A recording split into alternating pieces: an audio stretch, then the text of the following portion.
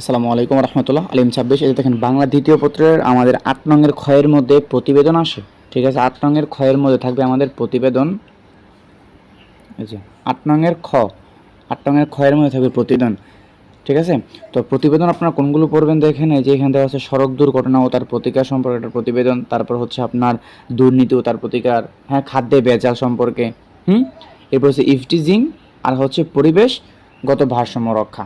ঠিক আছে, তো জাস্ট এই কয়েকটা আপনারা পড়েন। এখানে দেওয়া আছে কয়টা, 2 4 5টা মাত্র দেওয়া আছে এখানে 5টা। হ্যাঁ, স্ট্রাকচারটা ঠিক রাখবেন, শুধুমাত্র স্ট্রাকচার ঠিক রেখে আপনি এগুলো বানিয়ে লিখতে পারবেন সড়ক দুর্ঘটনা সম্পর্কে। ঠিক না, আপনার আশেপাশে কোনো একটা স্থানের নাম দিয়ে আপনি একটা সড়ক দুর্ঘটনা আপনি লিখবেন। আর এগুলো হচ্ছে বাস্তবমুখী, এগুলো কিন্তু মানে কল্পনা করে এগুলো জিনিসগুলো লেখা যায়, মানে বাস্তবে যেগুলো আমরা ফিল করি। ঠিক না, যে একটা সড়ক দুর্ঘটনা হলে কী করে ওই সময় মানুষে, হ্যাঁ ঠিক না।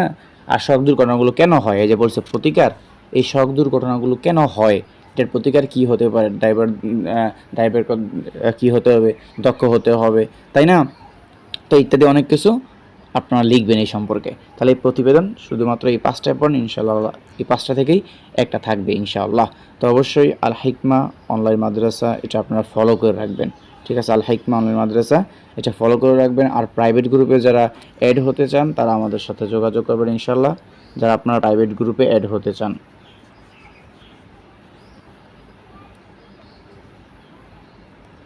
ওকে, আসসালামু আলাইকুম ওয়া রাহমাতুল্লাহি ওয়া বারাকাতুহু।